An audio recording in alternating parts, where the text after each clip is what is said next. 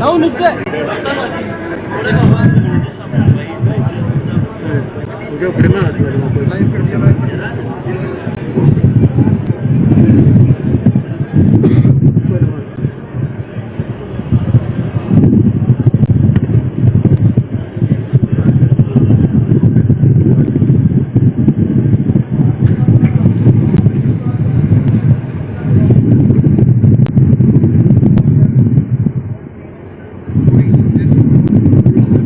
प्रधान जी, सम्मानित मंच,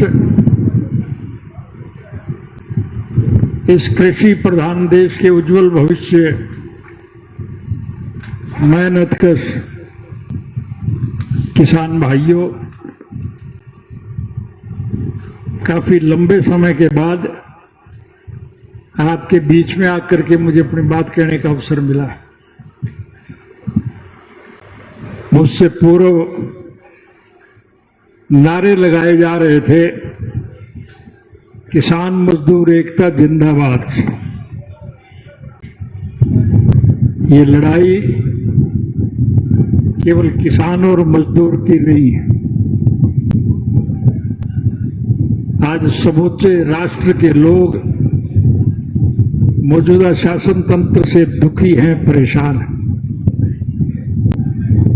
और परेशान लोग जनतांत्रिक तरीके से अपने अधिकार हासिल करने के लिए संघर्ष में कूदे। जब कभी भी इस देश पे कोई आपदा आई, विपदा आई, मेहनतकश मेरे वर्ग के लोगों ने हर प्रकार की दिक्कत और मुश्किलात को बर्दाश्त करके संघर्ष में कूद करके सरकारों का पतन करने का काम किया। मैं ज्यादा लंबा चौड़ा भाषण नहीं देना चाहूंगा। स्वर्गीय चौधरी चरण सिंह का 78वां जन्म दिवस मनाने के लिए इस कृषि प्रधान देश के किसानों ने दिल्ली की बोट क्लब में एक विशाल सभा का आयोजन किया था।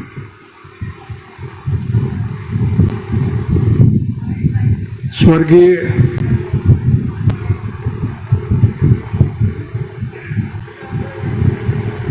श्री मोरारजी देसाई इस देश के प्रधानमंत्री थे। स्वर्गीय चौधरी देवीलाल जी उस वक्त हरियाणा प्रदेश के मुख्यमंत्री थे।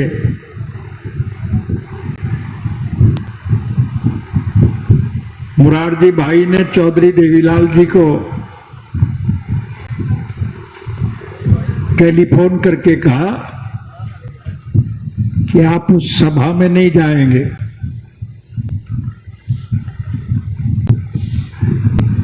चौधरी साहब ने कहा कि ये सभा इस मेहनतकश देश के कृषि प्रधान कृषकों की तरफ से बनाई गई है और हमारे महान नेता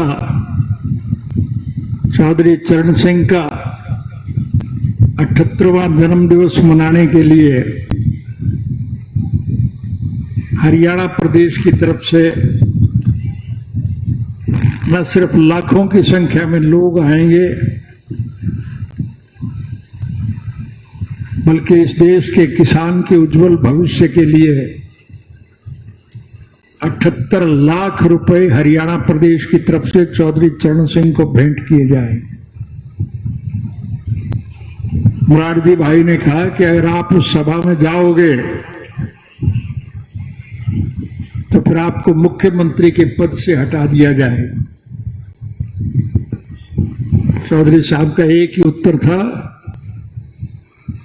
मैं किसान पहले हूं और मुख्यमंत्री बाद में हूं। मुझे कुर्सी से प्यार नहीं है, मुझे इस कृषि प्रधान देश के उज्जवल भविष्य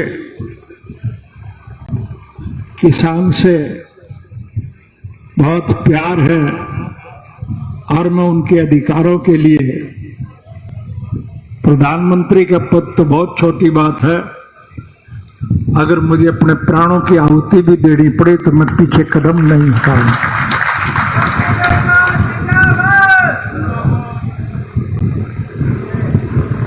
तो सभा विशालतम सभा थी, विश्व के स्तर पर बहुत कामयाब सभा थी,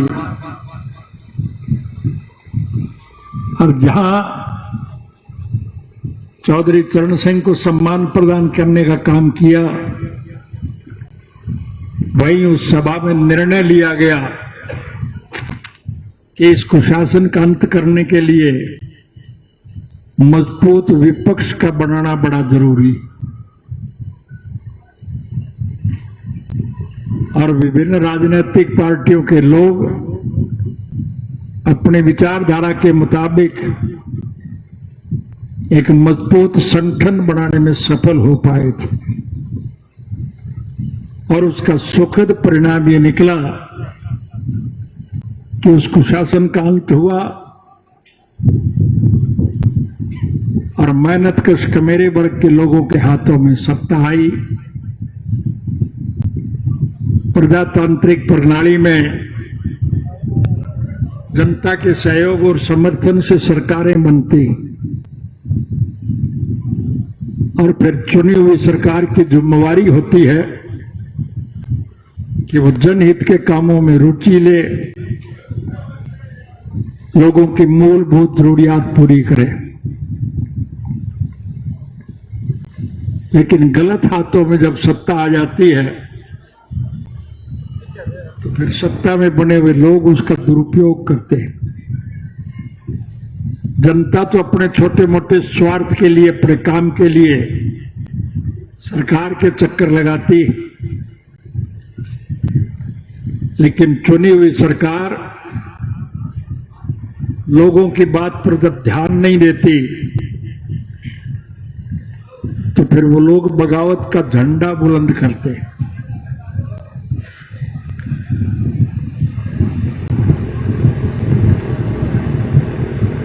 मौजूदा शासन काल में लोगों से वायदे बड़े किए गए थे, और हरियाणा के मुख्यमंत्री ने मुख्यमंत्री का पदभार संभालने के बाद सबसे पहले एक घोषणा की थी कि मुख्यमंत्री निवास की खिड़की पे जो कोई आकर के दरख्वास्त देगा उसकी मांग मानी जाएगी, उसे सुविधा प्रदान की जाएगी। मुझे एक दफा चंडीगढ़ जाने का मौका मिला और किसी मित्र से मिलने के लिए मैं जिस सड़क से गया उसी सड़क पर मुख्यमंत्री निवास था। मैंने वो खिड़की देखी जो सोनी पड़ी थी, कोई आदमी नहीं था। मैंने लोगों से पूछा तो मुझे बताया गया कि यहां किसी की शिकायत सुनी नहीं जाती, इसलिए लोग शिकायत करने आते ही नहीं। आप लोगों के सहयोग और समर्थन से एक दफा हमें भी सरकार बनाने का अवसर मिला था। हमने उस गलत परंपरा को बदल दिया। हमारे शासन काल में लोग सरकार के पास नहीं जाते थे, सरकार आपके द्वार कार्यक्रम के तहत सरकार एक एक गांव में जाती थी कि नहीं जाती थी, और जो मांग गांव के लोगों की तरफ से रखी जाती वो मांग हाथ की हाथ पूरी की जाती थी कि नहीं की जाती थी। सिर्फ लोगों की तरफ से मांगी हुई बात ही नहीं, व्यवहारिक ज्ञान के आधार पर लोगों की मूलभूत जरूरियात पूरी करना सरकार की जिम्मेवारी थी। हमारा ये देश 36 जात के लोगों का देश, हिंदू मुस्लिम एकता की पहचान भारतवर्ष में। हम अपने तीज त्योहार, ईद सब इकट्ठे मिलकर के मनाते हैं।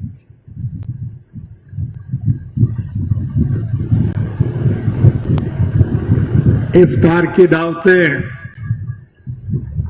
पहले बड़ी कोठियों और बंगलों में मनाई जाती थी। हमारी सरकार आने के बाद हमने उस नीति को बदल दिया था। वो इफ्तार की दावतें हम खुले मैदान में किया करते थे। लाखों लोग जात पात के जैर से अलग थलग रह करके इकट्ठे भोजन करते थे, विचार विमर्श करते थे।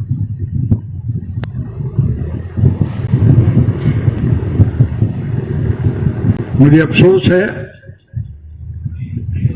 कि अब के इफ्तार की दावत हम नहीं कर पाए थे, क्योंकि इस कोरोना की वजह से पाबंदियां लगी हुई थी कि 50 आदमी से ज्यादा कहीं इकट्ठे नहीं हो सकते। हमारी मजबूरी थी,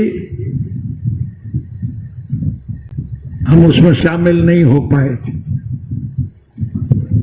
लेकिन अल्लाह ताला की मेहर है, उनकी कृपा से आज समूचे राष्ट्र के सतर पर भारी बारिशें हुई हैं, अच्छी फसलें होंगी। लेकिन इस मौजूदा सरकार ने इस किस्म के कानून बना दिए कि किसान अपने उत्पादन के सही दाम वसूल नहीं कर पाए। मंडियों में किसान का अनाज बिक नहीं रहा है, और अगर किसी का थोड़ा बहुत बिक जाए तो उसके पैसे नहीं मिल रहे। किसान अपना उत्पादन मंडियों से वापस घरों को लेके जा रहे हैं। उनको बहुत पीड़ा है इस बात की, लेकिन सरकार के कानून इस किस्म के, इस मौजूदा सरकार को जनहित के कामों से कोई सरोकार नहीं। ये तो लुटेरे वर्ग के लोगों का एक गिरोह है, जिनका दाव लग गया, आज वो हुकूमत के मालिक बन गए हैं।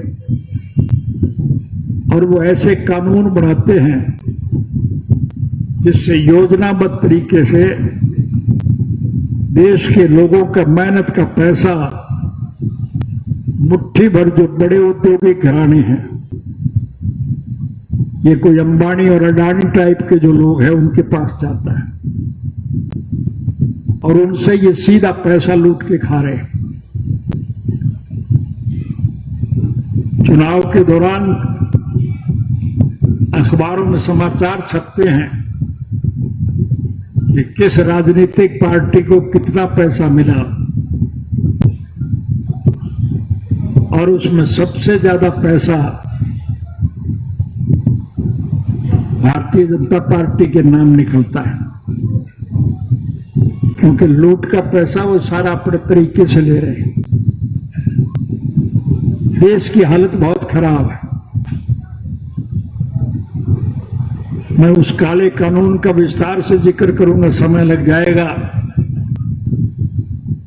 आप तो स्वयं भुगत भोगी हैं और पिछले 8 महीने से लगातार इसके लिए लड़ाई लड़ रहे हैं। मैं इस बात के लिए आपको बधाई देने आया।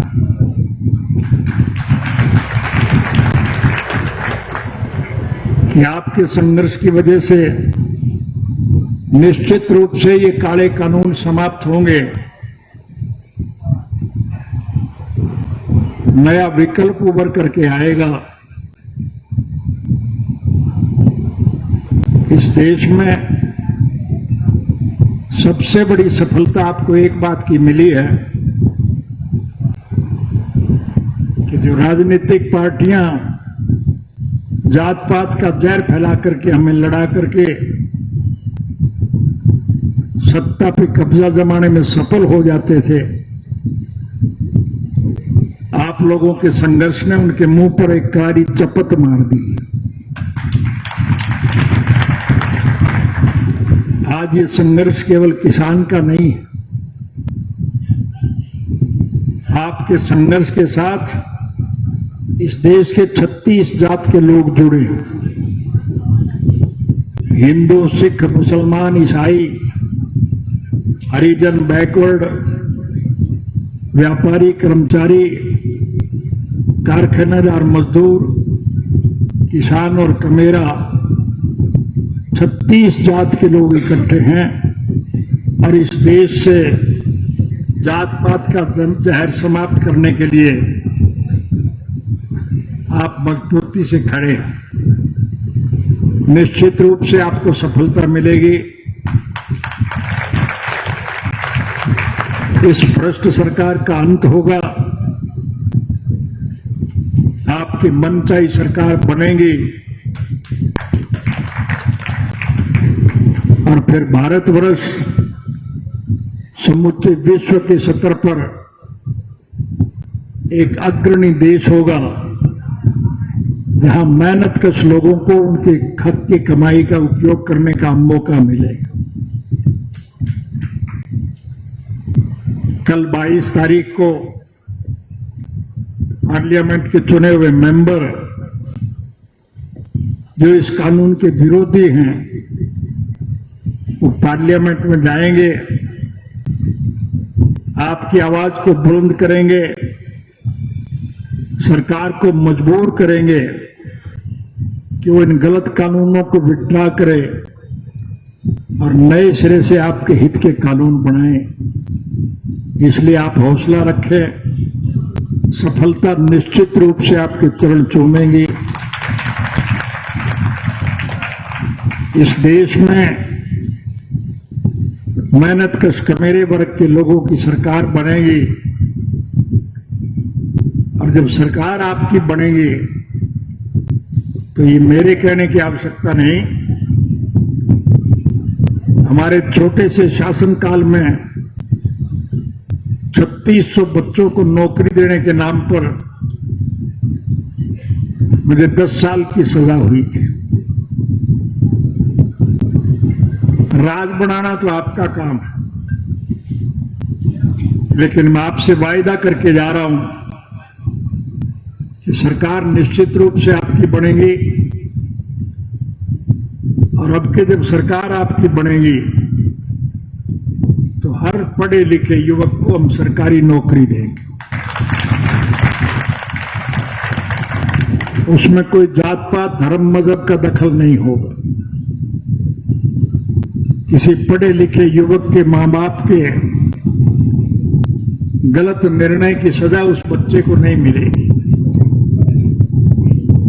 हम हर बच्चे को नौकरी देंगे, चाहे मुझे इसके लिए बाद में फांसी टूटना पड़े, मुझे इसकी कोई चिंता नहीं। आज तो मैं भाषण देने नहीं, आपको बधाई देने आया हूं कि जिस ढंग का संघर्ष आपने किया उसके लिए आप सभी बधाई के पात्र हैं।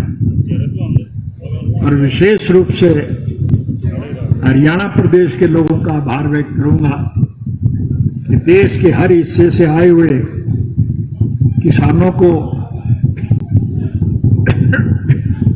हर प्रकार की सुविधा आपने प्रदान की, उसके लिए जितनी बधाई दी जाए थोड़ी।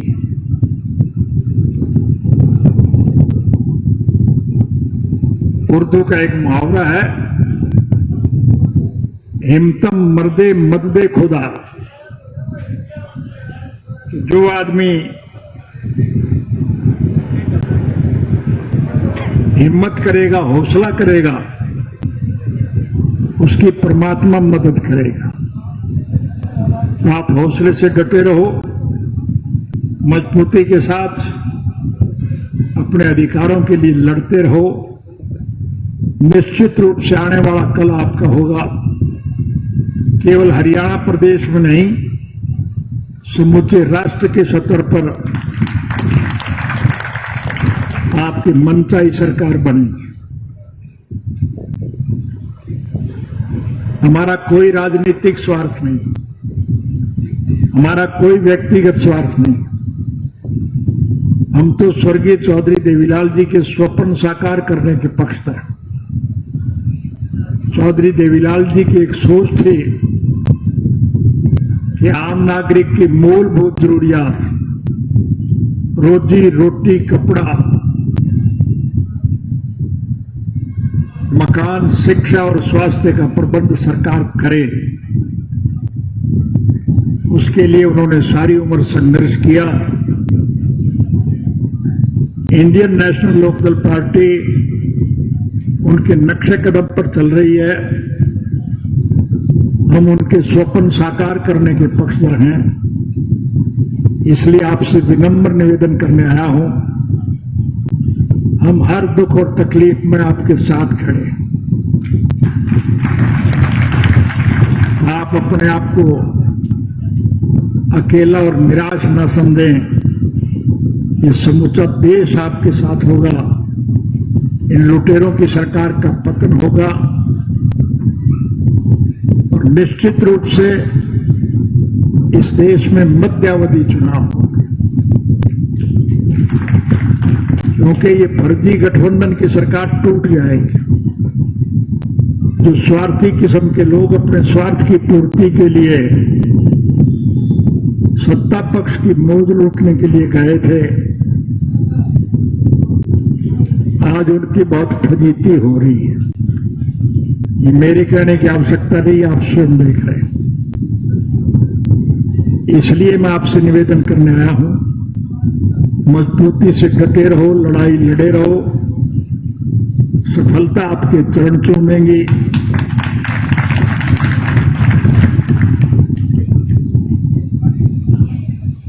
मेहनतकश किसानों के हाथ में इस देश की अनाने हुकूमत होगी, राज सत्ता होगी और फिर इस कृषि प्रधान देश के किसान का भविष्य उज्जवल होगा। मुझे यकीन, विश्वास और भरोसा है कि आप सब लोग इस मामले में मजबूती से चलेंगे। किसान सम्मेलन के माध्यम से जब आपको सफलता मिलेगी, सरकार आपकी बनेगी, तो फिर सरकार को चलाने की सारी जिम्मेवारी आपकी होगी। आपके बच्चे जब अच्छे पदों पर होंगे तो फिर वो गांव के उज्जवल भविष्य के लिए अच्छे काम करेंगे कि नहीं करेंगे? तो फिर गांव का चौमुखी विकास होगा, कृषि प्रधान देश का किसान खुशहाल होगा,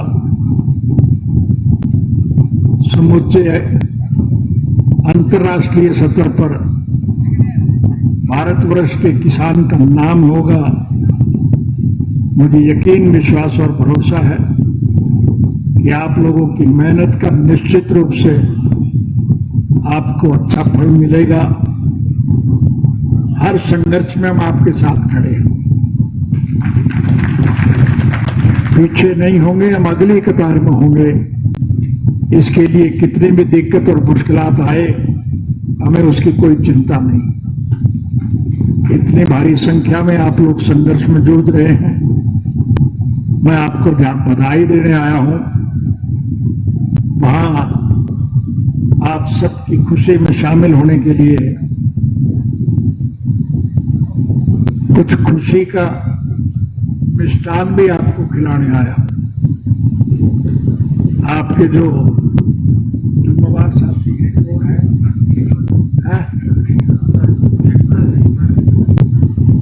हम उन जुम्मेवारों को मेरी पार्टी की तरफ से लड्डू भेंट करके जाऊंगा।